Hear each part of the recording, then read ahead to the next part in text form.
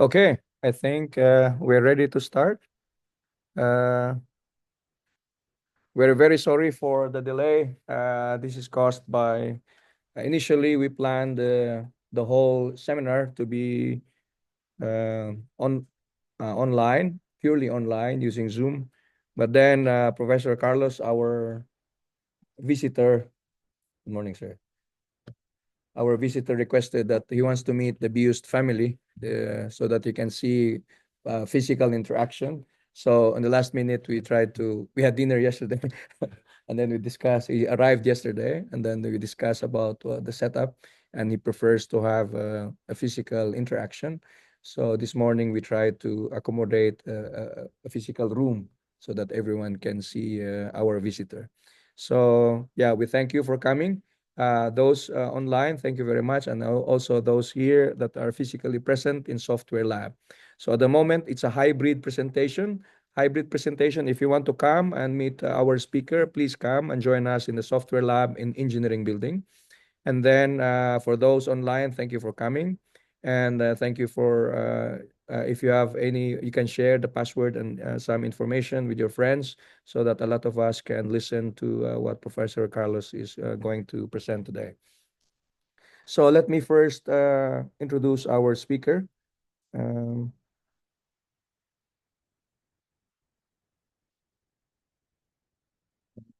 our speaker is a very world-renowned, if you can see his profile in Google Scholar, is a very colorful and a lot of publications.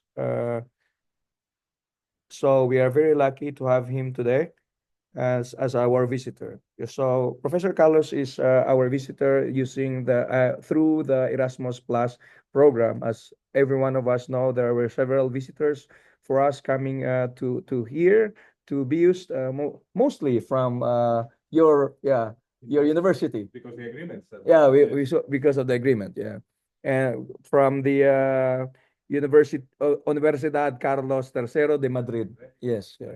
So yeah, and then we have several visitors. I guess they enjoyed coming here of the feedback that I got from our visitors, especially the weather and the environment that we have here. And so many academics came to visit us from the same university. And we are hoping that our own academics will also go and visit Madrid and visit their university as an exchange program. And also for students, right? For students can come, yeah. Professors and students, even undergraduate students. I think even undergrads. Oh, okay. Yeah. Please look at those online and look at the requirement for Erasmus.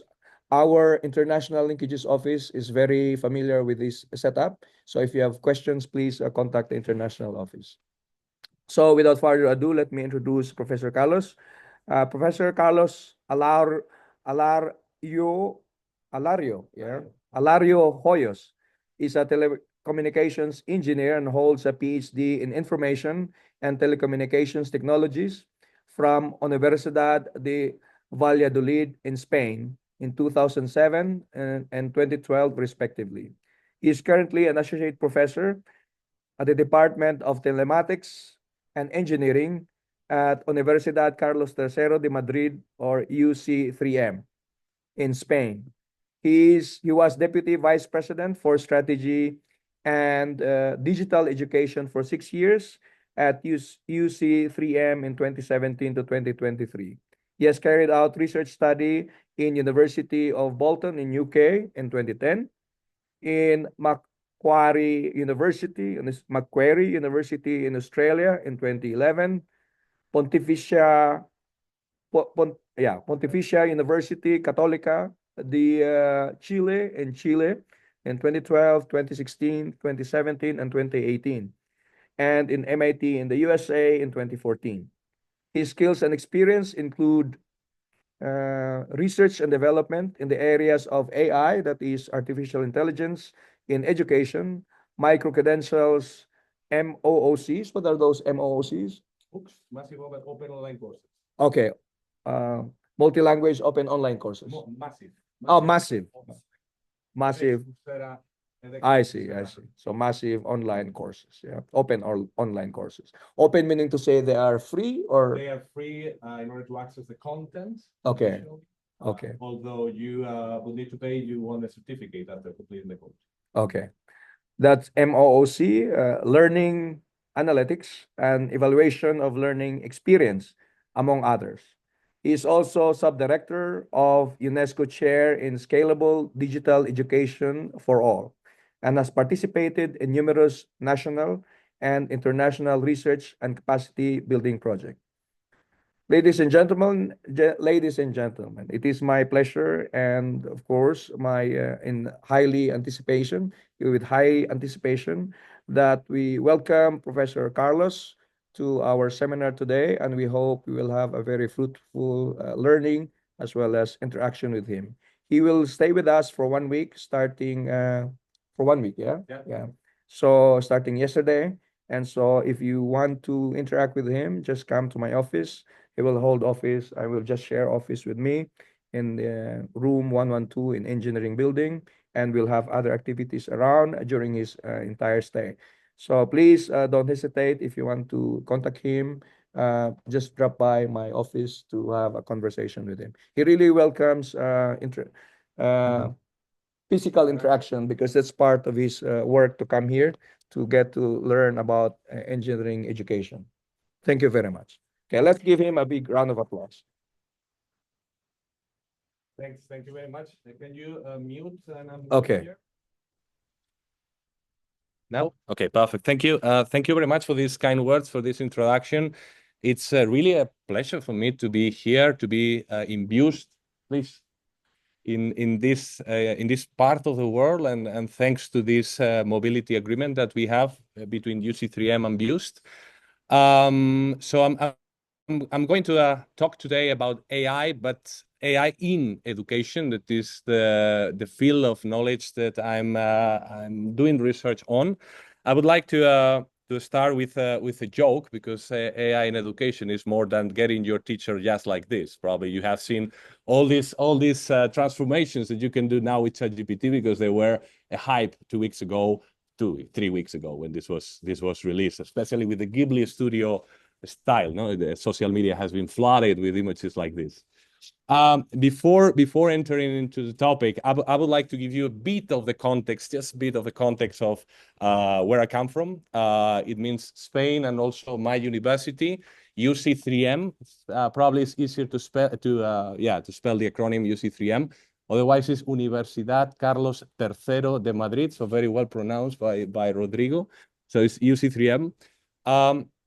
Let me tell you a bit of the context of Spain, in case you are interested in visiting us with this agreement. So Spain is, as you probably know, part of the European Union. It's one of the 27 member states of the European Union. We are part of the Schengen area also, so there is free mobility of people, trades, goods between these countries that form the Schengen area. And not all the member states in the European Union are part of the Schengen. Some that are not in the European Union are part of the Schengen, so it's a bit complicated. But let's keep it this map like it is. So it's mainly European Union. This is a map of Spain, and Madrid is right in the middle. Actually, it was selected as the capital of the country many centuries ago, because it's right in the middle of the Iberian Peninsula. So you see Portugal here, you see France on top. And we are, I think, 14 kilometers far from the African continent, from Morocco. And we have two sets of islands also that are part of Spain. So one is the Balearic Island, including Mallorca or Ibiza, and some others are the Canary Islands, that are closer to the African continent, actually, than to the Iberian Peninsula. If I ask you about Spain, probably the first thing that comes to your mind is sports, and particularly football. So this is a question I always ask when I travel somewhere. Do you support Real Madrid or do you support Barcelona? My answer is Real Madrid, but I'm comfortable discussing football, and I don't care about the being fans of other teams. No. And I remember the good old times when we had these two guys playing. So every time you travel around the world, it's Messi or Cristiano. Now we have all the players, but they are still good, and they are still making, well, you enjoy football. I heard that the African continent is very passionate for football, and you follow the European football also. No? But Spain is much more than football. Spain is well known because it is a very touristic place, and we have well-known cities to visit. Just give me a few pictures of these places. This is Sagrada Familia in Barcelona. This is Valencia. We have Madrid. This is Ibiza, very popular for partying in the summer. Bilbao. This is Santiago, which is the end of San Jacob's Way. It's a pilgrimage way for Catholics and Christians. This is Granada with a beautiful Alhambra, Sevilla, Segovia, and Toledo. That is the city of the three cultures because it's where Christians, Muslims, and Jews lived together back in the past. Tourists is very, very important. We are receiving, this is 2023, we are the second one in number of tourists. By the way, I just start sharing, recording, sorry. Perfect.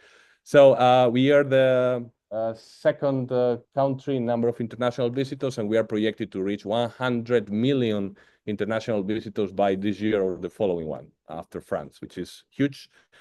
And we have plenty of UNESCO heritage sites in Spain. So if you ever come, I was asked which to visit first. So there is no single answer. There are so many, many places to visit in Spain. Everyone, you will enjoy it. But apart from touristic places, we are well known because of the food, and particularly the concept of tapas, small bite sizes that you receive typically with your drink when you go to a bar. So you find tapas of many different types. This is a Spanish tortilla, which is made with potatoes and eggs, a very famous dish. This is the paella, preparation of rice, also very popular internationally. And we are wine producers together with, let's say, France, Italy. So in Europe, we are some of the main producers of wine. Spain is also well known by some festivities. The main one is called San Fermin, is where the runners run in front of bulls. This is one of the pictures. So you release some of the bulls, and then you have the runners running in front of them in a, let's say, closed circuit with fences. And there are many more. This is called tomatina.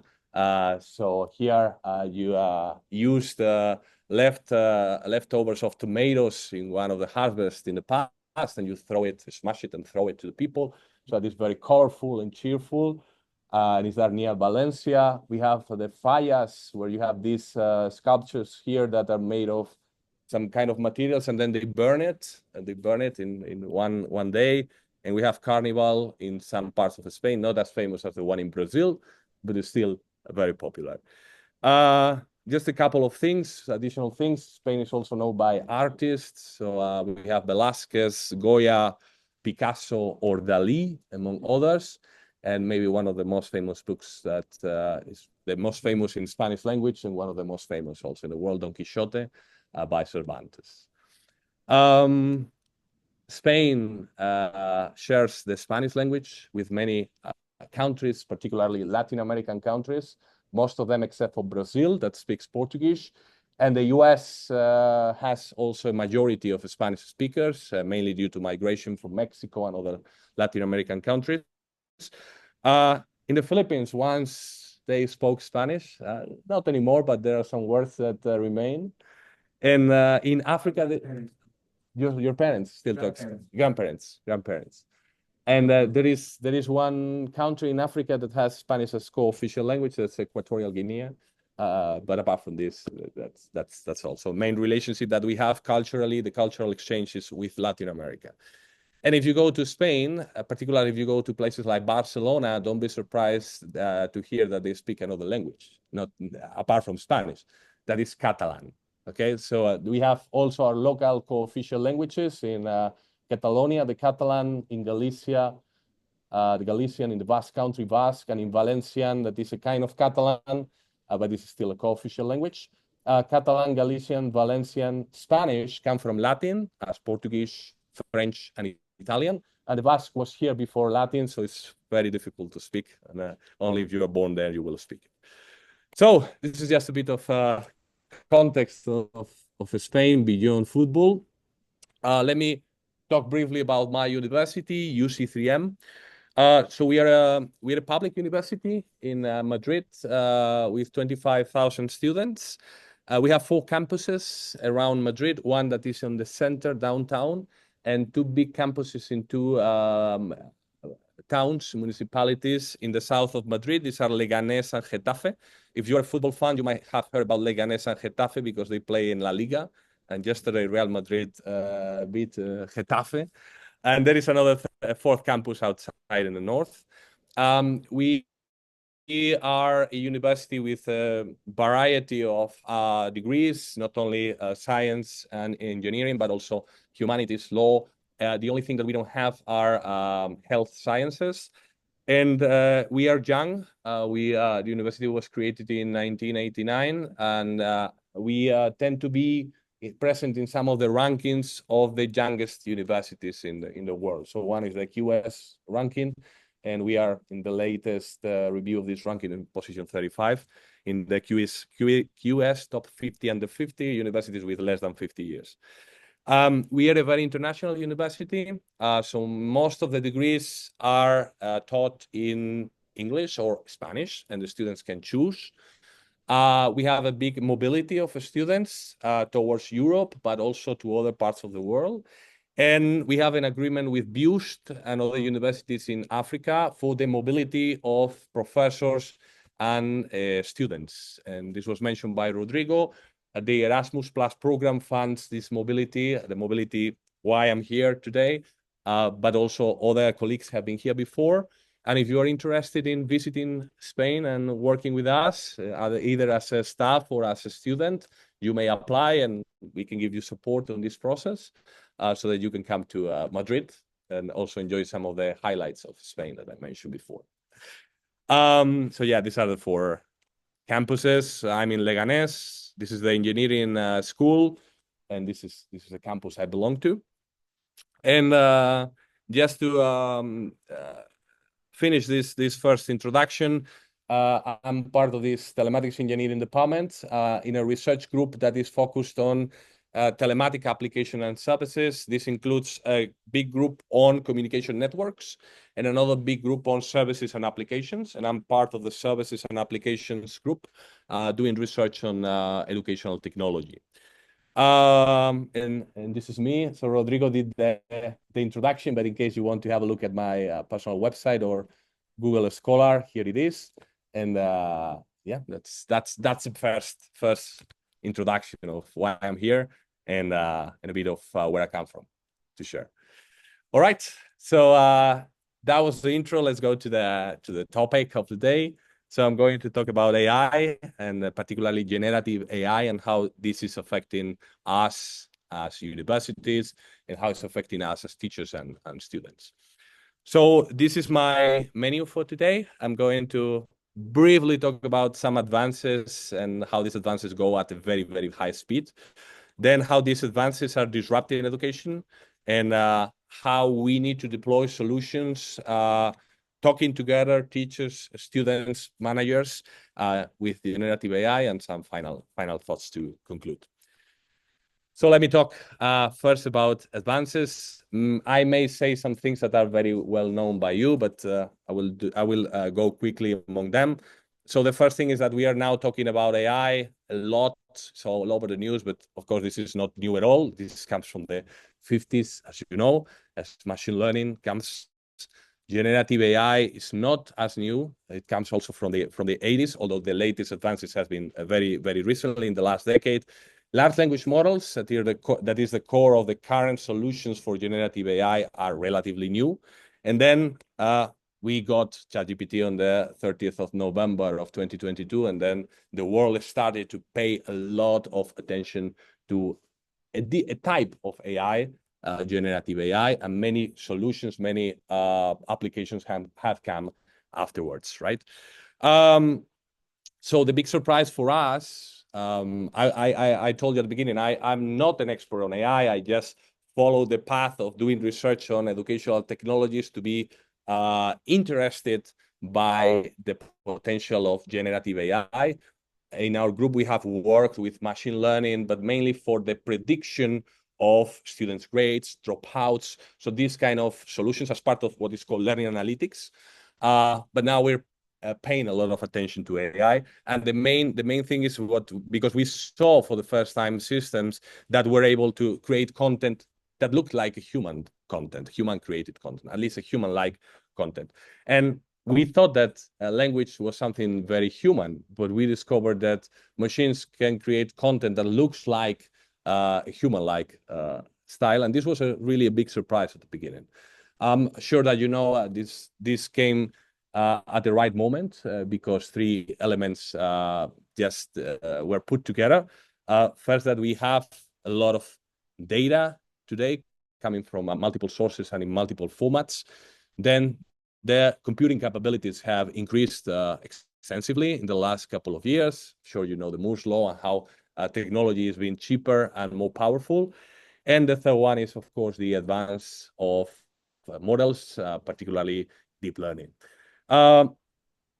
We may categorize deep learning in several stages, what we call the supervised learning, where there was a lot of human tagging of the data, very precise, and the models that were created were typically created for one single task, so identify a dog in these images. Then we went through the second phase where we have the self-supervised learning. Here is where the transformer models that are used for generative AI as part of large language models were created. And here the key was the prediction of the next word and the prediction of the next token, the next pixel in the case of images. And here we had models that were able to do multiple tasks at once. And then the third phase, the reinforcement learning. And here is where the human also participates and provides feedback on, for example, the images that are selected, if they are good or not, or the terms that are predicted, if they are good or not. Now we are seeing a big connection of this generative AI with other devices in the physical world, and little by little they are being integrated in many other devices, replacing, let's say, traditionally like smart speakers or having them as applications in our phones or our assistants in our phones. And something that is happening, especially in the last year, is a big evolution on what is called agentic AI. So the creation of agents to do tasks in a semi-automatic way using additional tools, not just providing text, but doing tasks and then completing this task on behalf of the human. So, of course, as in any technology, there is some hype. And after the hype, there are applications that will stay and remind us where we should go. So this is the Gartner hype cycle in 2022, where you could see generative AI that was still in this innovation trigger. This is a famous function that you see for many types of applications. So in 2022, we could see generative AI here. After ChatGPT in 2023, it seems we had reached the peak of inflated expectations, and now we're going a bit down. So there is some disappointment of what can be really done, especially the hype of AGI, and some tools that are not delivering what they are promising. But still, we are seeing advances in the big tech providers. So let me talk a bit of large language models, as these are the base of the advances that we have seen so far. I understand that you know the flow, but basically we are providing an input in the form of a prompt. This input is divided in tokens. So these tokens can be sub words or sub terms of this input. Then they are transformed into an embedding matrix. So with a similarity index between the different words. So you put it in numbers. This matrix is passed to the transformer models. These are the GPTs of OpenAI or other providers. And with the similarity, you get an output that is the response that you get from these large language models. So large language models, we see almost a new large language model every week or every couple of days. Here is models table that follows the large language models that have been published. Some of them are open models, some others are closed models. You see the analysis of for example, the tokens that were used to train, the parameters that these models allow, and how they behave compared to different benchmarks. And yeah, these are from April, just models that were published from April. Some of them come from the very good, well-known providers. So this OpenAI, you have Meta, you have NVIDIA also creating some models. And if you use ChatGPT, I'm sure that many of you use ChatGPT already, any other trustworthy AI assistant, you see that some of these models are already incorporated in ChatGPT. This is from the screenshot from the paid version of ChatGPT I took a couple of days ago. And there is the promise that this is going on and on and on, and more models are going to be published. The thing with these models is that they seem to be better with the time, solving or at least responding to general purpose statements or tasks. So here is a comparison. It's a bit dark, but it's a comparison from the learning models arena, a kind of leaderboard of which models are behaving better, using as a way of comparing them the ELO system, like in chess. So you compare two models blinded to solve a certain task, and you say which model did better. And this is from a couple of days ago. So this is Gemini and ChatGPT 4o latest are some of the best. The Grok from Elon Musk and GPT 4.5. But they are also getting better at specific tasks. So for example, if you talk about maths, this is the current comparison of the models to solve mathematical tasks. And also, as I come from the telematics engineering, we are very concerned of the evolution of coding. And these models are also getting better and better in coding. Okay, so this is what's going on. And not only for language, we have seen this evolution, for example, as you see, for images. We are creating, or we are able to create better images with the time, thanks to the diffusion models. And this is a comparison of Midjourney for different versions with the same prompt of the kind of pictures that you can create. And it's getting more and more difficult to distinguish an AI-created picture from a real one, which has a lot of derivatives, ethical problems, concerns, and so on. Okay, so we have text, we have images, but we have also video, and we have also audio, and we have specific models, and we have specific solutions for the creation of videos and audio as well. So you have here, for example, Sora from OpenAI, Pika Labs or Runway for the creation of videos. If you work on this, or if you are very active in social media, you see better and better videos created by AI. This, apart from the models that are a bit different, the models that are being used, leads to a discussion on the computational needs and how much of, let's say, energy we need to create videos, which is very intensive, or images. No? There was this discussion when everybody was creating these images with the Ghibli studio style. There was a discussion of how much energy is being devoted just for the people to enjoy this type of image, no? Because it's let's say computationally expensive to create that and requires energy. So we have these kind of models, and we are seeing a lot of tools that are built upon these models, and that now allows us to go from an input format in the way of a text, image, audio, video, to an output format of text, image, audio, and video. Some tools allow you to go from the 4 to the 4. Some others allow you to go from 1 to 1. But in the last couple of years, we have seen that this is possible. We have going to tools that allow us to go from every type of format to every type of format. And one of the big advances that we have seen is the assistants that are created on these large language models. So we have these assistants, of course, ChatGPT, but many others, Gemini, DeepSeek, Claude, Copilot, Perplexity. they are built on these large language models.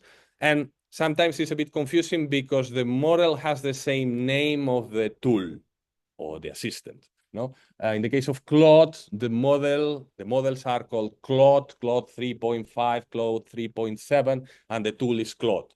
In the case of Gemini, the models are Gemini 1.5, 2.5, and the assistant, the tool is called also Gemini.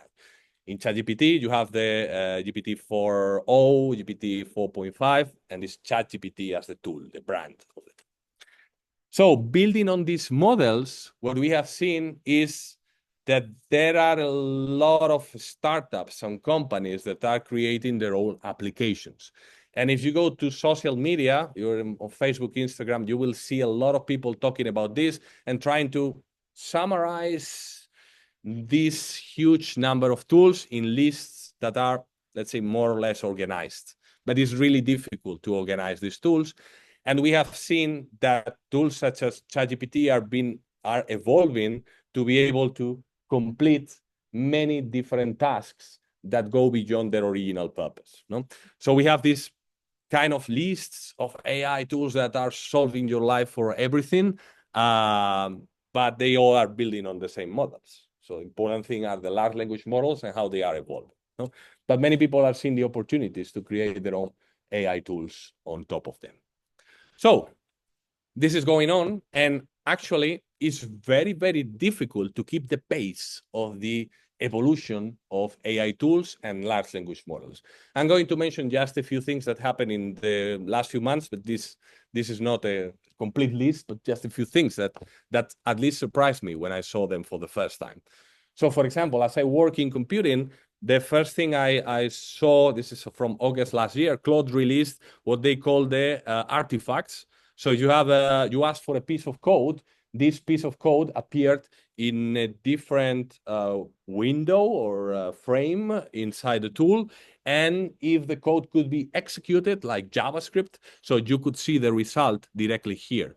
So this was a big step. It's not just give me the code and I copy the code somewhere else, but you can see the code there. And if it can be executed, you will see it executed, like Python script, for example. Then in September, we saw Google Notebook LM. I don't know if you have tried it. This is also a very interesting tool so that you upload your files and you get your AI assistant. You can ask questions to it based on the files that you uploaded. This was first done by Notebook LM, then ChatGPT has included this and others. And this surprised me because you could create a podcast based on a certain document, for example. And you were able to listen to two people, male and female, talking about this particular paper. And this was very realistic. So the voices are very realistic and they're very engaging. No? So it was surprising because this is another kind of content that I can give to my students in case they are, I don't know, they are driving or they are somewhere else, but they cannot look at the text or a video, but they can listen to a podcast. No, so it's another resource that was very surprising. Again, on coding, yes, ChatGPT released the canvas. So now you ask a question to ChatGPT on code, and you have this frame here with the code, and you can edit the code directly here, and you can get explanations on specific parts of the code. You can debug the code, so it's incorporating in the same environment more features to support the student.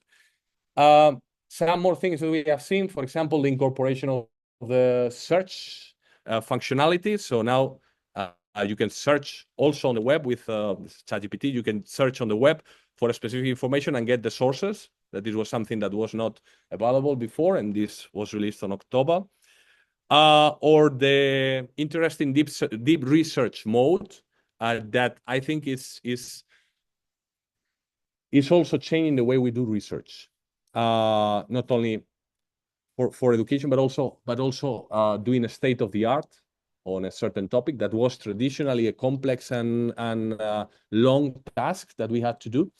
Now with the deep research mode, it's checking a lot of different sources and provides an answer after a few minutes. So you need to wait a few minutes for this deep research mode that has been also incorporated to Gemini or before was available in Perplexity, for example. And then, of course, you know, the creation of pictures that was famous 3 weeks ago at the end of March, and these are some of the memes that you find on the internet with this Ghibli Studio style. More things that we have seen this year.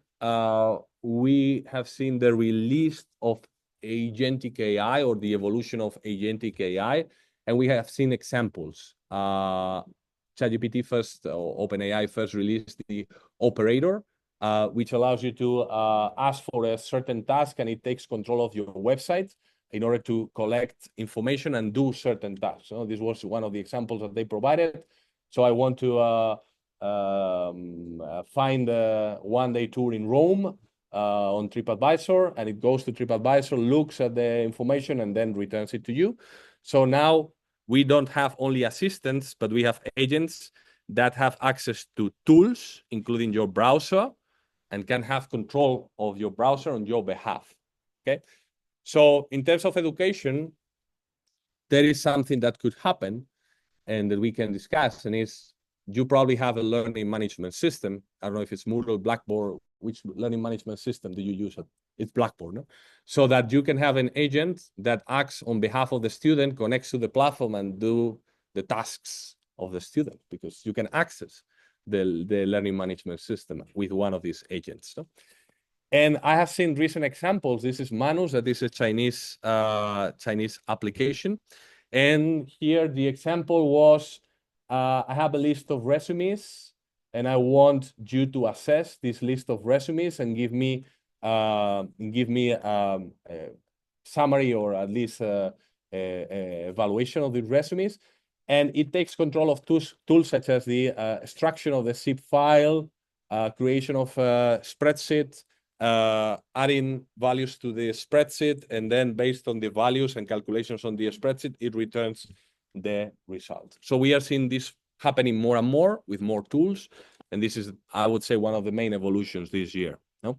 So we're moving from AI assistants to AI agents by including the large language models with tools, with also memory to process the information, and some different types of architectures for these agents. So some of these include the master and the delegation to sub-agents that are specialized on specific tasks. No?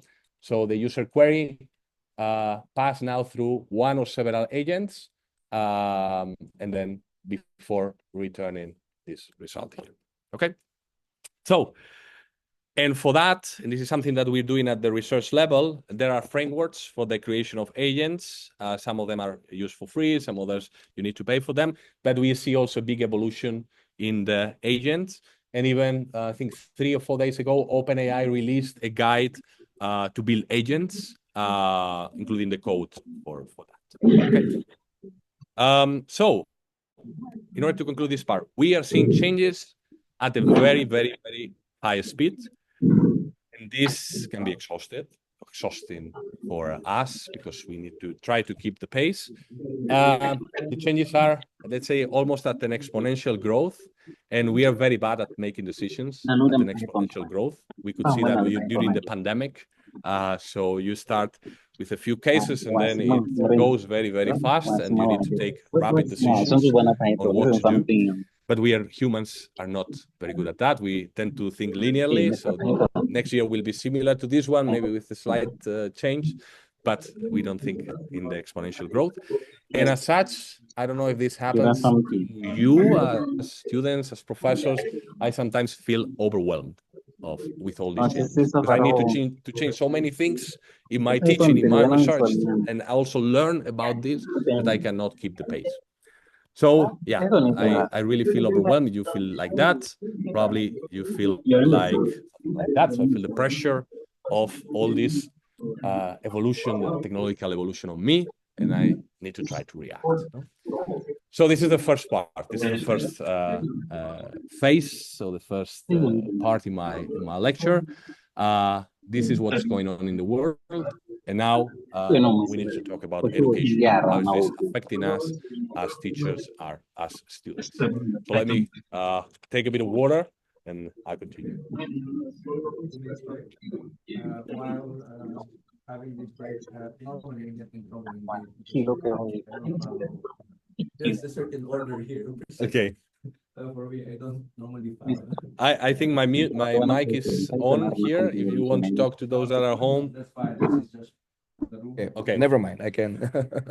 So I should have introduced people who are here attending because they allocated time for us. Yeah. So first, I would like to recognize the presence of our previous dean, Professor Joseph Chuma. He he already finished 6 years as 2 terms, yeah, as a dean. So he has to give up, and then now you have an acting dean at the moment. We don't have a substantive dean yet, and then our head of department, Dr. Oduwitse Matsebe, he's been our head of department for a year now, right? For more than a year, yeah. And then our visitors from computer science, Dr. Maopong and Dr. Z, yeah, they're very much into generative AI. Yeah. And in fact, there was a committee in BIUS looking at generative AI because students are using them to as it is to submit. And then we don't recognize it, or actually suddenly we say, the student can can do a very good report. Yeah. And so we need a tool to recognize that, because as humans, of course, we cannot, just like this one, what was this again? This tool to do plagiarism. Turnitin, yeah. So Turnitin was There's an AI component. to recognize whether it's AI generated. That's AI generated. Okay. Yeah. It does. I had a master student who was submitting example, and he put it on Yeah. the plagiarism for the normal one that we know, And then the AI generation. This might have Okay. AI generated. Yeah. I was shocked. I didn't know that it had that. Yeah. But it's very difficult. So we are all facing the same challenges at university. And it's very, I mean, the business of Turnitin with AI has dropped. Because even if you can try to recognize text generated by AI, you can ask the AI assistant to transform this text to contain mistakes on purpose, or to contain a style that doesn't look like AI. So you are playing with the tool that tries to recognize. And even the worst part would be to have false positives. So students that are really good, that provide a text that is not generated by AI, but that the Turnitin AI component says that has been generated. So that would be the worst case. So it's a big challenge. My point is AI was developed by a woman. Yes. So you can have a smart student that can outsmart that guy who developed AI. So you're going to penalize that smart student. That doesn't make sense. Please.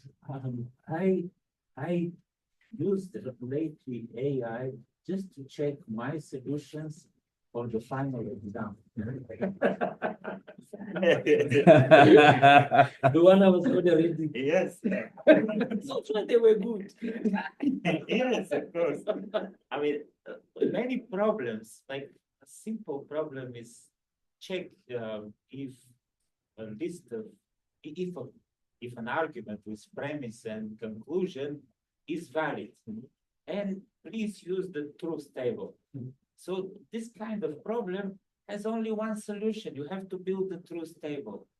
So how can you recognize if the AI build the truth table or the student?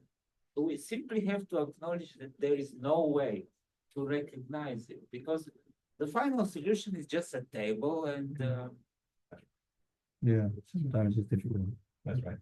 false and truth. Yeah. So let's see my second part of the presentation. I'm going to unmute myself. Yeah. No, I will. Yes.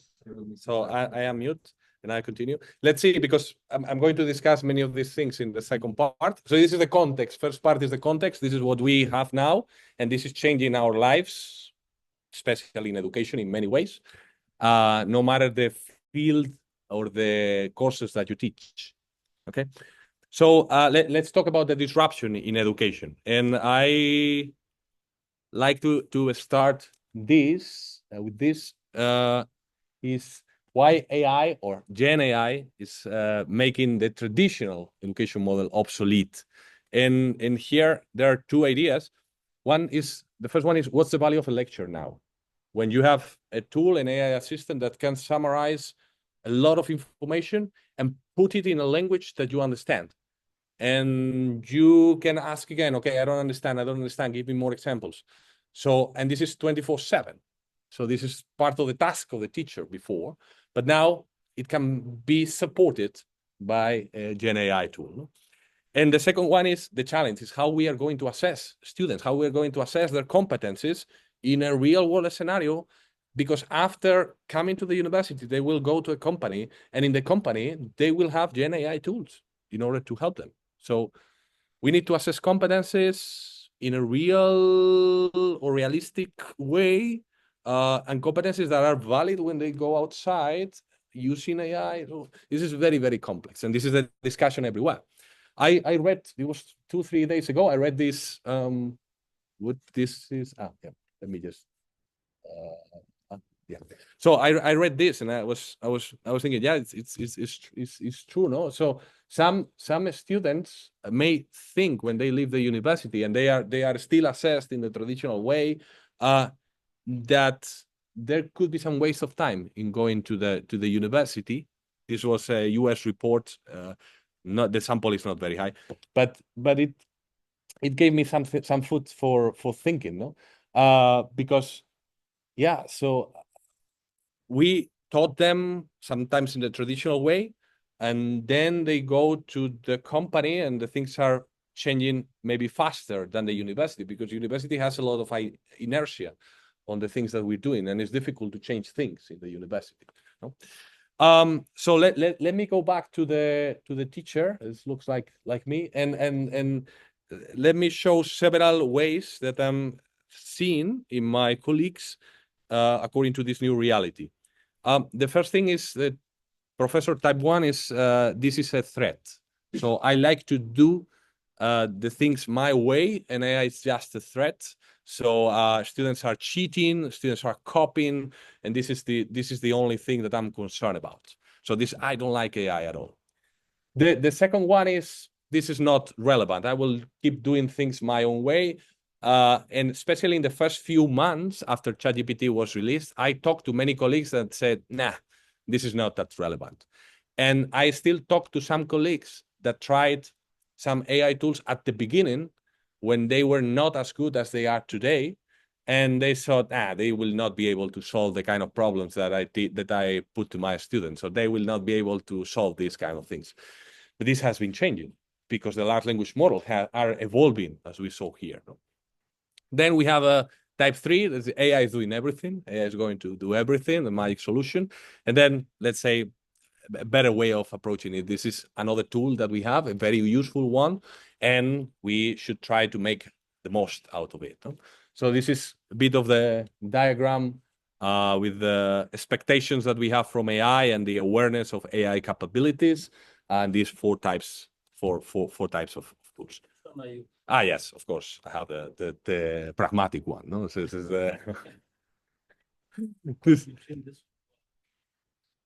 sorry. What between this one, So irrelevant. I'm caught between the irrelevant and accept. So you are like this and this, huh? Yeah. You're something in the hybrid here in the middle. Okay. Okay, now thread, but we can cross it out. So yeah, one of the things that I try to do is thinking how AI and Gen AI are changing my routines. So many things that I do on a daily basis, how they can be enhanced by Gen AI tools, including teaching and research. Okay, because I'm going to research again, it doesn't make sense now to spend 6-7 months on a state of the art, doing a very good state of the art as it was done in the first times, on the old times, just to find a research gap when the technology changes so fast. Because when you have finished your state of the art, you should try to do a new one, because the technology has changed so fast in your field that everything that you conclude may be obsolete. So there might be ways in which we can try to accelerate some tasks like this one, doing a state of the art. Oh, this is my view, at least. So, for example, change of routine. So we have a lot of work meetings. We meet other teachers to prepare a course and how we can improve this. No, for example, we record everything now, and this is automatically transcribed. And then you can create your notes with an AI assistant, and then you can create a list automatically of decisions made, actions and responsible person, deadlines. You can do this automatically based on the notes taken automatically also from a meeting. No? And this changes your routines. Let me talk about three main things where AI is disrupting education. So one is the creation of educational content. Another one is the student support. And the third one is the assessment that we, of course, need to rethink and redesign. Okay. So I'm going to talk about educational content first. And the creation of the creation of educational content, that is a task that we or that it took a lot of time for teachers, now definitely can be accelerated in different ways, starting from the design of a course from scratch, where you just have, let's say, a title, maybe a few ideas of what you want to teach, but you have been asked to create a new course. And this creation of new course, of course, involves learning objectives, competencies that are going to be acquired. You need to design content. You need to assess a student. So there are many, many things that you need to consider. And of course, this can be assisted by some of these AI assistants. So, and now, for example, something that has been added to ChatGPT, to mention one, because I use several of them. ChatGPT is, they have some follow-up questions for you. So you ask something, I want to create this course. And ChatGPT, before replying, asks for more information. So what's your target audience, educational level, format? So it helps you, it guides you more in the way of creating a course. And for many other kind of examples. Let me go to the content. So one thing that has been changing is the video content. I spent a lot of hours in the studio recording videos for my students because we created these MOOCs, massive open online courses. We created a lot of educational videos, and many of them were in the studio, the university recording studio. Now we have the possibility to create videos automatically with avatars and your own avatar talking, like if it was you. Even the script can be created or assisted by generative AI. No? So this changes a task that took a lot of time for the teacher, and that with that task, you were dedicating time that you could not dedicate to other tasks that you have to do. And this has evolved so that it's I don't know if I don't have it here, but the evolution of the avatars now are very, very realistic. So they are not as they were in a couple of years ago. And also the automatic dubbing. So something that happens to me is I create courses in Spanish and English. So you have to record the videos twice. Yeah, so it's same, but it takes time. And this has evolved very, very fast so that you can dub automatically in several languages, even some local languages with good quality. So it's actually a very good evolution. And there are some papers analyzing the effect of using avatars and using real teachers. No? Let me mention a couple of papers. This, I don't know, let me just, what is the, I'm trying to hide this because, well, my cursor is on the other screen. Yeah. So it would be, yeah, better. So the perception of video quality with the AI design, of course, you know that there is a reduction of time, but the avatars now in this studio are perceived as sufficiently lifelike. It might be a good idea to combine avatar-based videos with real human videos. No? But the effect on learning, I'm going to mention it in the next slide, is not I mean, it's not hindering learning the way the fact that you have videos with avatars. So this was another analysis done in the UK by Mutlu Chukurova. And in this case, they did not see any statistical difference in recall and recognition performance comparing videos with avatars and videos with humans. And yeah, yeah, this most of the idea. So we are going to see many more videos created by avatars as educational material for students. So apart from videos, we have podcasts, and I mentioned this possibility of creating podcasts with Notebook LM or other tools, and this is an additional resource that we can provide to our learners on complex topics, so that they can use or listen to this podcast under certain circumstances. So.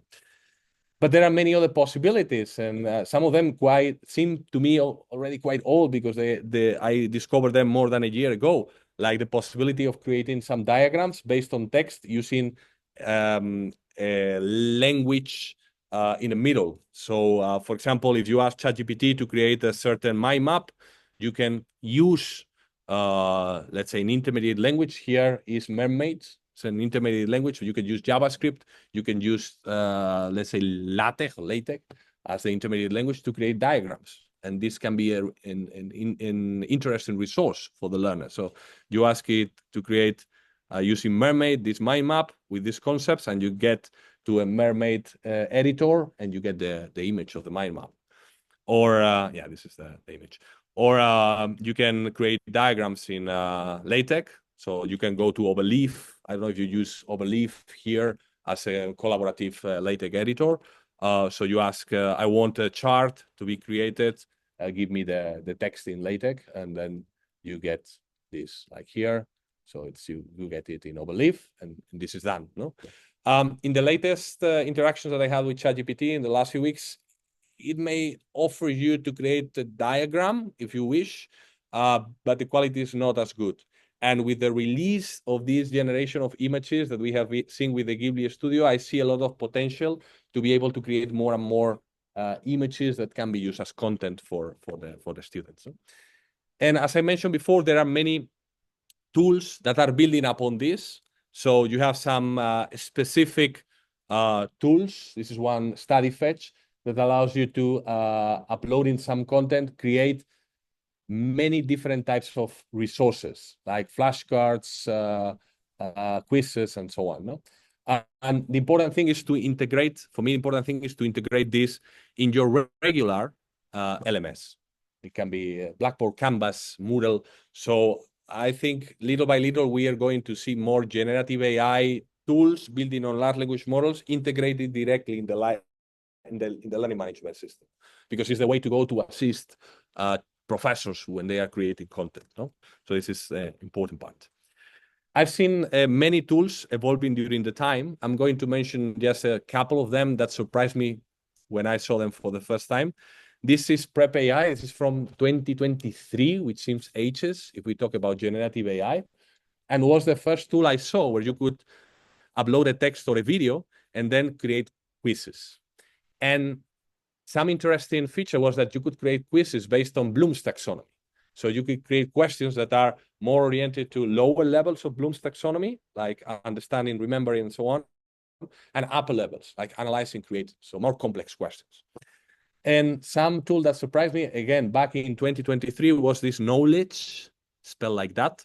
That was a tool that, again, on a document or video, was able to create a lot of types of content, like a glossary of terms, flashcards, and also a crossword or a find a word, the types of games.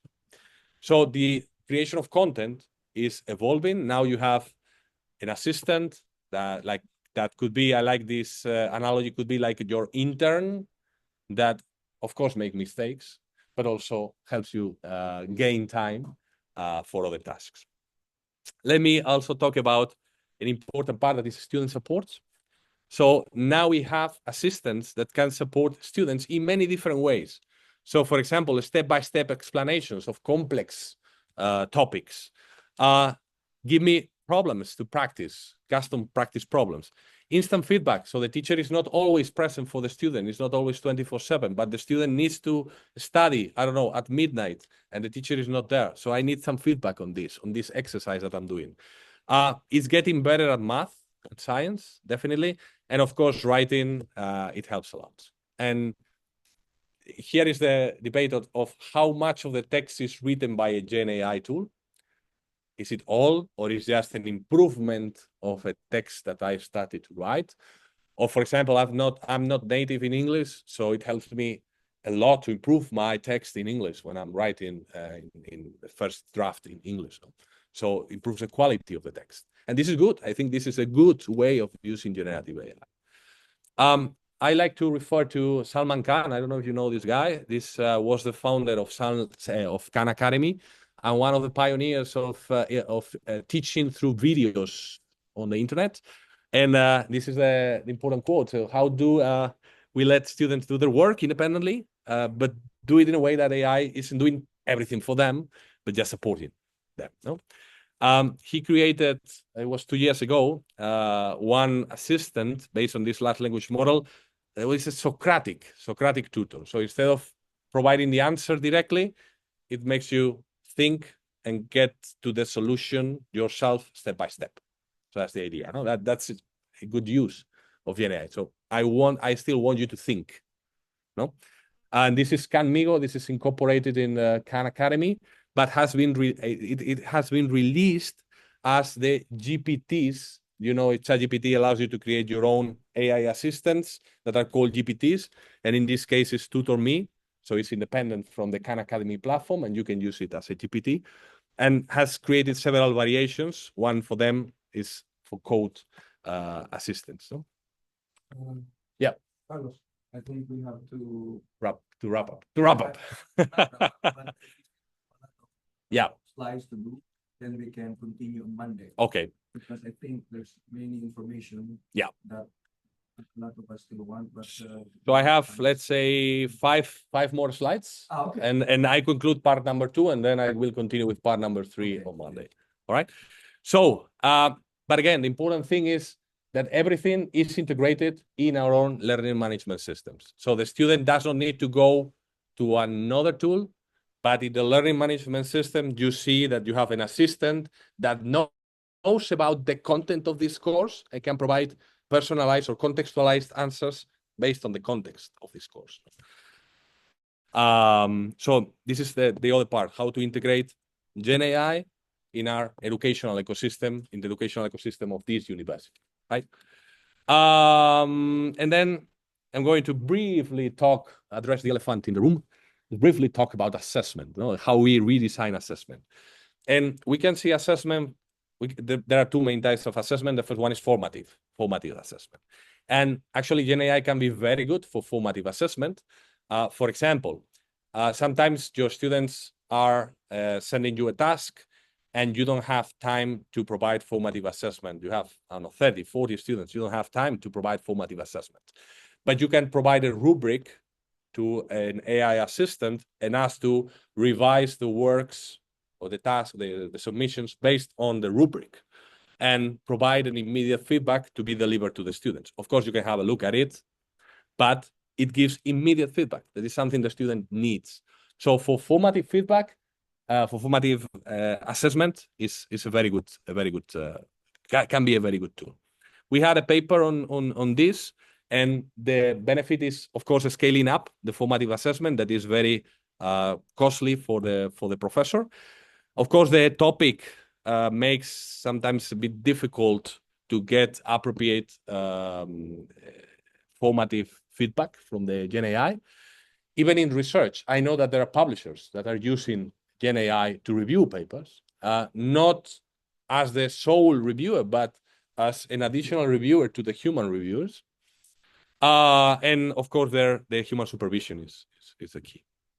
And then for the summative assessment, first, let me talk about something that the European Union has done. The European Union has released the AI Act, so Artificial Intelligence Act, indicating which tasks can be supported by AI, which tasks cannot be supported at any circumstances, and which one needs to pass some quality check before they can be supported. So these are categorized as risks, from unacceptable risks to minimal risk. So for example, unacceptable risk includes social scoring, like the social scoring system that you have seen. I know China incorporated some kind of social scoring system. mass surveillance, for example, of manipulation of behavior. And then in high risk, we have something that has to do with education and includes assessment. So both the selection of students and the assessment of students are a high risk task according to this AU Act. So they should pass some kind of conformity assessment, so quality, before they can be used for assessment, because it involves risk in terms of how to say it, in terms of discrimination of people. So this is the context, no? And of course, everybody is doing some kind of work internally with a committee to decide what can be what can be valid and what cannot, what is not allowed in terms of the use of AI. We can talk about supervised and unsupervised environments. So if you have a traditional exam, it's a supervised environment. Students cannot use generative AI. If you have unsupervised environments, so students are at home doing a task, or even you have an online exam, the students may use generative AI, even in their mobile phones, having their computer here, even if you have some kind of invigilation with tools. Probably we need to focus more on the process, the learning process, and not on the final product that the students deliver. And many universities are having some kind of documents for the fair use of AI and the declaration of when you are using a generative AI and for which purpose.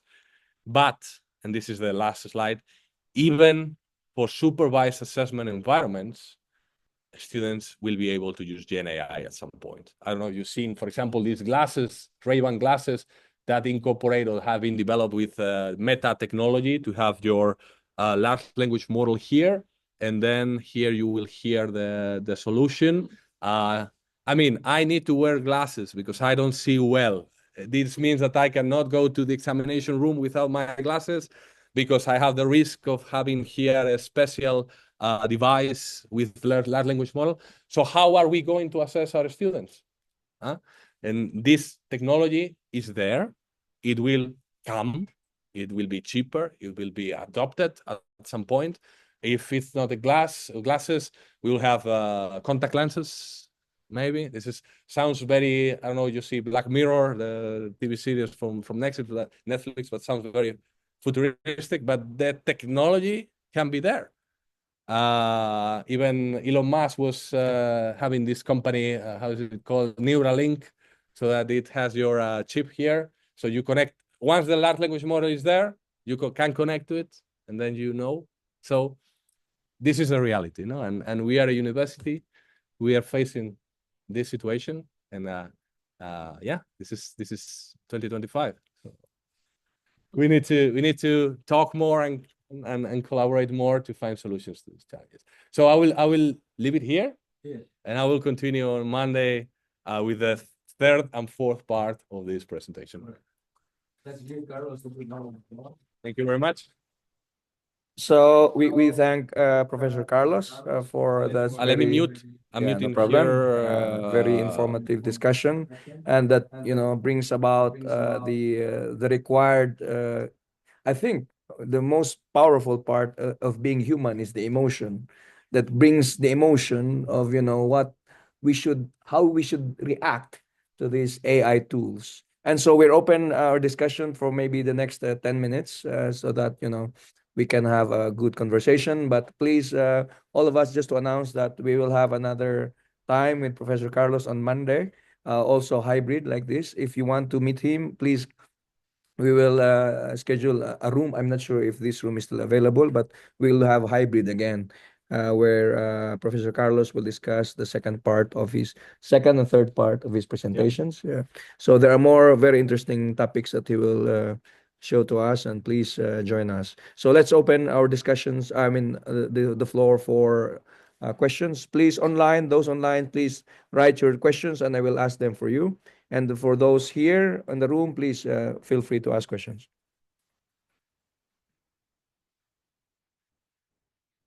Yes, please. Just want to start this discussion. maybe back to the question where ChatGPT says, sorry, I don't have enough knowledge about it. Thing is, it's getting better. Of course, there are the hallucinations. No, it will reply with something that has nothing to do. It's getting better, and the thing is, now you can provide additional content as part of the question. You can upload files, so it will be able to answer based on the files that you upload. In the next session, I'm going to focus on how you can create your own AI assistants that know about the context. Because ideally, you could have for every course a specific AI assistant that knows the content of that course and can reply better to the students, knowing the content. Not just the general ChatGPT. ChatGPT for Math 1, Calculus 1, and ChatGPT for Programming 1, and ChatGPT for Electronics. And this is possible. And as a professor, you can do it. As a university, you could do it. And but yeah, there are still, let's say, wicked problems that humanity has to solve, and still there is no solution. But there are some. I read about some advances on medicine or pharmacy thanks to Gen AI of these kind of wicked problems that before it was very difficult to find a solution. And now you have possibilities, and you can advance much faster in knowledge, science. I had just recent example where I'm writing a paper, and I just need some drawing to be done for me. So I said, I need the circle, then this. And ChatGPT said, sorry, I don't have enough knowledge. Really?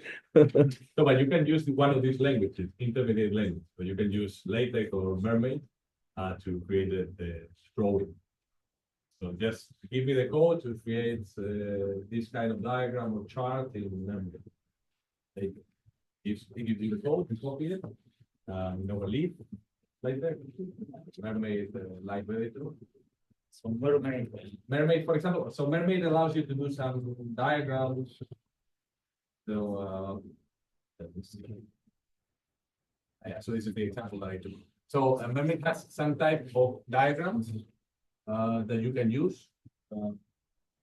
This is not a comprehensive list, but you can get a mind map like this one. And then if you're using, never know how to pronounce it. Is it LaTeX or LaTeX? Latex. LaTeX. Or latex, yeah. LaTeX. Fine. It's, Latex is the rubber and latex is the Yeah, software. so let's talk about the language. So you can just later this overleaf, and then you copy the code that is provided. You can Python, so you can ask in Python, I want to create this chart with the import of the library, and it creates the chart. Yes. Okay, suppose you are writing, you generate an essay using AI. Okay. And then you write it yourself. Yes. But you ask it to just do the language editing. Okay. Maybe and you mistake. So One is generated by AI, everything, and the other is Another you, one. and then the language editing is done by Generative. by AI. Yeah. So the second case, doing a language editing or improving the quality of your text, I think it's a very positive way. So I prefer reading a good text, comprehensive text, that a text that contains a lot of mistakes and that makes it difficult to understand the actual core of what you're trying to say.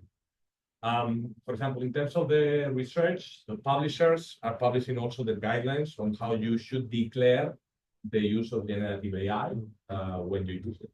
And some of the uses, improving the readability of your text or doing checks of the language, are some of the uses that are allowed by most publishers. Writing something from scratch, no. But there are some of the uses like getting ideas. So what's the methodology that I need to use in order to test this hypothesis? Okay, and then you get some ideas. Or can you help me with the data analysis? Because I don't know, I need to program my script in order to do the data analysis and blah, blah, blah. And I prefer to get some help in order to do that. So help me with this code with data analysis. Or I got this data, can you help me figure out the conclusions or the findings based on this analysis? So there are several uses in the research process that I think are very useful. Okay, so, but can the current tools tell the difference between AI doing that? I would say no. I would say in general no. And if they do, it's still not worthy because you can cheat the AI detector. It has making mistakes. But and also you can be penalized by using Gen AI just to improve the readability of your text. And it's not fair. So you have a question? Yes, you answered, you said that because we have businesses where we want the AI to summarize a general meeting. Yeah. Perhaps you want to get it to say the future review. We have different paragraphs of summary of general. So if it gives you a paragraph where it summarizes the whole general, are you then supposed to, you're supposed to make it as human as possible? If you take that summary and paste it, it's AI. But then the idea is also taken from AI. Right? It's a big situation. So something that I always reflect on is what is the purpose of the task? The purpose of the task is probably learning or reflecting. You still need to learn and reflect, no matter if you use an AI tool to generate the product. It's hard. If you are meeting this goal of reflecting, then it's fine. Because, I mean, it's again, what are we assessing from our students? Is just the text that they are providing, or is the learning process that they follow? We always wanted to assess the learning process, but it's very difficult. So we decided as professors, okay, I'm going to ask you to complete the task, and then I look at the product. But in many cases, the product does not it's not necessarily been done by you. Maybe somebody else helped you. Maybe your cousin helped you. Now your cousin is a generative AI tool. It's very proficient. So it's still a weak problem to how we are going to assess our students. Even in the supervised environments that I mentioned here. How we going to assess? Yes.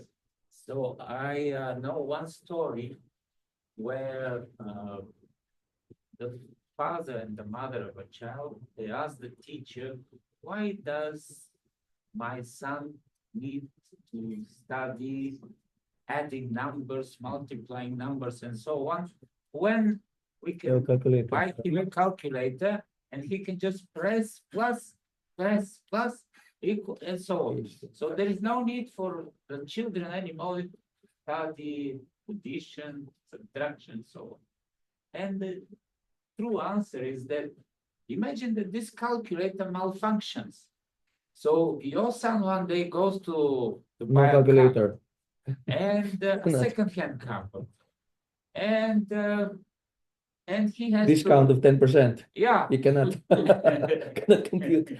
and he doesn't know how to add, how to multiply. So instead of buying a second-hand car for 50,000 puller, he ends up buying the car for 500,000 puller, and all his money go for this second-hand car. Oh, and every day in life he can go buy apples and potatoes, and instead of paying 50 puller two, he ends up paying 500 puller because his calculator, or maybe he just pressed the wrong button a little bit. He should get an abacus, Z. Abacus. Yeah. You know, the abacus that Chinese. I think the same number is for Mechanical. AI. Yes, AI can help us, but we have to know the basis of everything we are doing, because in case AI is wrong. This is a typical comparison. I've heard it many times, no, with the calculator. There was this famous picture of some professors going on a strike in the 80s because the use of the calculator was allowed in the classroom, and they did not want, so they went on strike. The thing is, and it's more a philosophical question: is what is important that we teach our people? So, for example, our generation, I would say, might be better in calculus, doing some numbers by mentally or by heart. The next generation is using the calculator a lot, so they are sometimes not as good. So you buy something at the shop, you give a bill, and they need to give you the change. Sometimes they need to calculate it with the calculator, even though it's a small calculation. Our generation might be better with the orientation in a map. Because in the past we followed that. This is a road, I need to have this map, I need to follow this road. Now you have the GPS. So the next generation doesn't need to have this skill. But they are better maybe in other types of skills. They are much better editing videos, I don't know, because they want to become influencers in social media. And we are not as good at that. So what is important and what do we need to teach them? And as I teach programming, for example, this is a big question that we are having in our department. So how we should teach programming, and yeah, this is still really important. Because you see, AI is doing very well in coding. It's getting better and better and better. And some of the big CEOs of tech companies, like Sam Altman from OpenAI, Claude, they went to the media saying, now programmers will not be that necessary in a few years. So almost a good part of the code will be done by AI. So do we need to still teach programming? We need to still teach it in the same way. So this is top level reflection. Yeah. But it still goes back to our problem, like we said. There's one question online I will ask after this question. Is the process versus the product? Yes. We could not assess the process, and then we realize that, oh, in the meantime, we'll assess the product. Now it's coming to hunters. Now it's the time to go back and see how. It's still very important. I still believe it's the machines can write code, but they can write code if you have broken down the problem to them so that they can understand the problem. So for me now, coding, this is how always I perceive to write code. I always perceive to write code as understanding the problem, breaking down the problem so that you can easily write code. Now, the part of writing code we are leaving into the machine. Yeah. But the issue is we still need to find a way to assess the process. Because the machines, AI cannot assess the process. As far as we are concerned, it cannot assess the process. So we cut a corner, but that corner is now coming back to haunt us to say, no, the product is not the way. We always knew that the product is not the way to go. The process is the way to. So I fully agree, of course. Something that I was thinking for some time is you should be able to get micro evidences. So if you get many micro evidences to build, you can build, because in the end you need to set a score. You give a score to the student to say if he passes or not. If you get so many micro evidences, in the end you can get an idea if student deserves to pass or not. But we have the process in a PhD process. Yeah. We had it. Yeah. Because it's micro evidence. The student can think, can present their ideas, can defend their arguments. Then ultimately we say, oh, process. Yeah. Okay, we did have in the PhD, we did have that they have to come up with something. But like you said, that slowly is dissipating away because it's very hard to find something new in a rapidly changing world. We have the process. We just need to fine tune it and see if we can cut across all our in the PhD. The good thing is that you have few students. Yeah. You have time to know each of them. But when you are teaching an undergraduate course, I don't know how many students you have here. If you are lucky, if you are very lucky, you may have 20, but when you are talking about the 50s. I have 100 students in my. But the classes that I can go up to 800 here. 800. So how do you follow the process of one of these? No, the only thing is automated, and I was thinking about this for a long time because I come from the learning analytics field. So you collect all the logs of each of the tasks the student is doing in the platform, the learning management system. So with this collection of logs, you can get a better idea. It's more difficult to cheat in each of the 100 steps that you do. The thing is with the agents that I mentioned at the beginning, it's getting easier to just ask an agent to do something and it gets control of the browser, access the learning management system, and is doing tasks on your behalf. So this path that I was thinking for a long time that could be the solution was still not as good. So it gives you an idea that the process is important, but how you assess the process is still a weak question. Very good. Let's. There are two questions here online. Some of them are from my students because I told them everyone I require them to attend from my from my AI class, and then if they ask question, there'll be 2 points for the long test. Bonus of 2 points from Tabo Dube, my student. Have you found Gen AI useful in your research or work? Yes, Okay. so for many steps, no? Starting by the state of the art. So it helps you find the research gaps. It helps you also summarize papers. So you have to read a lot of papers. Actually, we had a publication where we analyzed the potential of Gen AI for the process of the state of the art in different phases, the screening phase and the phase where you read in detail the paper and looking for answers to these research questions. And it's getting better also. Also helps you, apart from writing the paper, also helps you on methodology, data analysis, getting ideas on the results. So it can help you in different phases. Okay. Very good. For me, I wish there's an AI that will mark examination scripts for me without even, because this is the hardest part for us as lecturers. Second question from Pearson. Firstly, I would like to thank you, Professor Carlos, for the powerful presentation. As a student, I obviously uses AI for sure, yeah? Many students on a day-to-day basis, every day. And some people would strongly argue that AI is bad for students, yeah? First question, how much of a threat do you think AI is to students? And then threat, maybe threat, right? This is a threat. Maybe threat or treat. Threat, yeah, threat, like yeah, threat. I thought treat like trick or treat, yeah, but a threat, yeah. And then the second question is, do you think lecturers and instructors should incorporate AI into teaching methods for students to utilize the tools as aids in the learning process rather than to cheat? Oh, okay. And if so, how? So, about the threat. So the main threat is that you delegate so many things to AI that in the end you don't learn anything. So you're here to learn, to prepare for your career, for your future job. But if AI is doing everything for you on your behalf, then you are not learning anything. And there are some papers on this. Cognitive offloading. So basically, every hard task you say, that's too much. I will pass it to the AI. And this is a threat, definitely.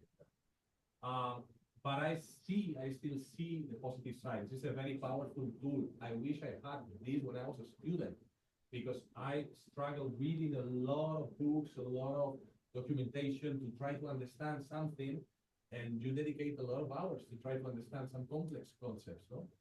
And now you have an AI assistant that can explain it to you just in a couple of minutes in your own language, in the language that you need, in the level that you need. So for me, it's very powerful. And using it in your daily life means you are changing your routines, but it will eventually come to everything, no? I hear this use case. So you open a fridge, I take a picture. So this is what I have. Give me what I can prepare for dinner. And the AI will tell you, okay, you can prepare this kind of thing, and the preparation is this, follow this. So this is a way of using generative AI in your daily routines, no? Not only in education. Or I want to plan my weekend, and I have to do this. Give me the schedule, so that I get time for everything. This is a possibility. So Checks even the weather. the weather, Yeah. check the weather. Yeah. It's going to rain on Saturday evening, so plan ahead for everyone. So I see that this needs to be incorporated in our teaching, and here I saw some examples. In the next session, I will give you more examples and how to deploy AI with care. Okay. Oh, okay. Okay, I think let's hold off for now, and then let's ask more questions. Please write all your questions, so next time you won't forget it. And one more question. Last question, yeah. Suppose I have a brilliant research idea, Okay. and I ask ChatGPT to write a methodology. Yeah, I mean, you can. I mean, there is always the concern of who is reading these. No, if you have this brilliant, this unique idea, and you are asking ChatGPT. So one of the big businesses that the tech providers have is selling this AI solution, but a closed one for companies. Because if you are in a company, you don't want to reveal industrial secrets, and your employees are probably using ChatGPT. So you want to have your own closed ChatGPT for the company. No? And this is something Google is doing with Vertex AI, OpenAI is doing. So I sell this with some guardrails, with some closed environment. But apart from this, it definitely can help you design a methodology. And you can try and see if the solution or methodology that it gives you is appropriate or not. Of course, you need some knowledge on research methodologies to evaluate if the proposal is a good one or not. Yeah, no, but the question was, let's say another person comes and asks ChatGPT on something related to my brilliant idea. Will ChatGPT reveal that to them as well? Is that how it learns? So the large language model has been trained with data with a cutoff date. So the data that was available online. We cannot say if they are also collecting the data that you provide. Yes. There is something that I recently learned also from ChatGPT. Let me see. There is a temporary option, so they don't store even in your history, in your. So you have like this temporary. If I ask something, it will not be revealed here. It does not appear here. I think, I don't know But who knows? They keep it somewhere. I think this is the best temporary. Yeah. You don't collect your data. It's a flag to say we should collect this. We are consumers. We are consumers of the big tech providers. Typically, American providers, it's Google, it's Meta, it's OpenAI, also DeepSeek, the Chinese. We are consumers. If as a country we want to develop our large language models, I think this is a strategy, but it takes time, it takes money. There is in Spain some initiative to create large language models based on the official languages and so on. But still, everybody's using the solutions of the big tech providers. I think you should take it as the same way Apple do not use your pictures to affect Face ID. So that's the way you should think about it. Apple did not use your pictures to perfect. Probably you have all your files in the cloud. Here you're using Microsoft. The university has an agreement with Microsoft. In our case, with Google. It is Microsoft for Education, so it offers you these products for free.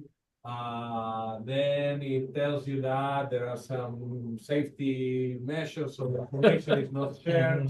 Of course, you can believe them. Yes. Of course, you can still keep everything in your own computer locally, but working together with more people is harder because you need to pass your files, and you pass them with an email that is in Gmail or. Yes. Microsoft will never open your emails. But they are listening to our conversation. So later you will get Advertisement related. of Yes. the topics that we are talking. Yes.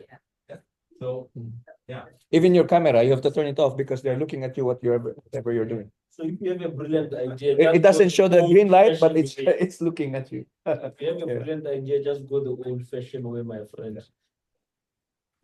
Yeah. Okay. Okay, I think it's a very good conversation and very fired up conversation. We will Carlos? continue on Monday. I would like to ask you to take a picture with me if it's. Yeah. Let's have a picture. And then the rest, we will show also maybe just Zoom. and share in the Zoom so that we can show people's pictures. Yeah. Yeah. Just unshare. Then we can show people's faces on the screen so that they will be included in the picture.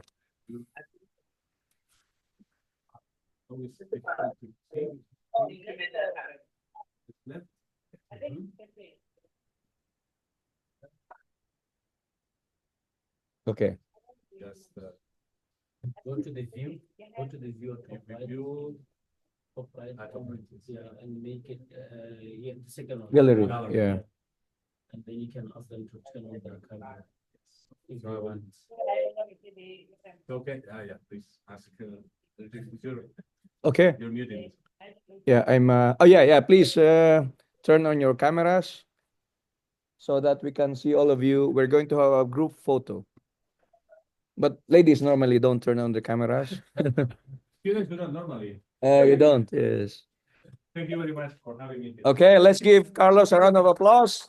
And the next step is for us to have a group photo together with the Zoom participants. Please turn on your camera so you will be in the group photo. And then we'll have another session on Monday. Please just tune in to emails and we will send you possibly the physical location and also the Zoom link. Okay, come on. Please take a picture. We can take it. Yeah, Bakang we can sacrifice. This is Is my reinforcement learning. He's doing. So let me begin. Okay, don't cover that one. Don't cover the screen so they can see. Okay, we can stand here.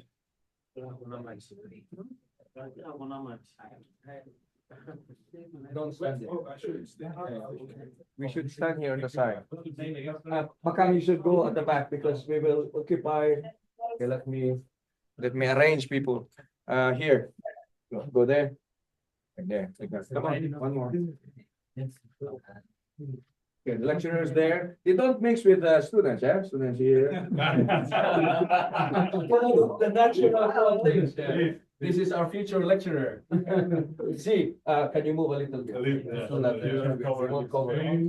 There you go. Yeah. And then I will go here. Please come. One more. One Yeah, sure. One more. Maybe it's not balanced. I have to be. There are more people here. Are you sure? See? Are you sure? Yeah. Because there are more. Six.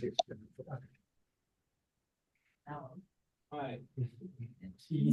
Come, yeah, sure. Please.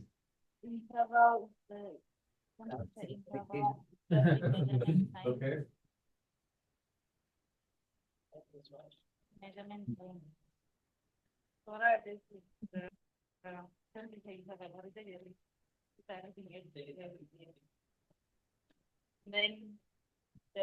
Ito? Okay, let me take another photo. Can you take do the freestyle here or is this? No, we do. Yes. Much of that. Okay. One with mine. Did you take one at least? Or two? One more. With mine. Yeah. Okay. This is what I'm. I'm shorter than you. I think good. Don't cover. Yeah. Okay.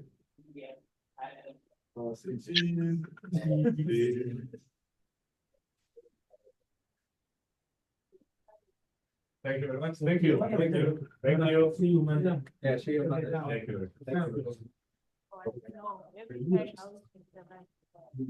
Bring a lot of your computer plan people. Yeah. This is twice. I have to learn. Okay, thank you all. The way you Thank you all. We're done with the picture. We will share it online. And I will send a new invitation for Monday for the next part of the presentation. And on Monday will be this presentation to finish this presentation. And then some part will be a workshop. Please tune in for the announcements in the email. Thank you very much for coming. Bye. I will share it.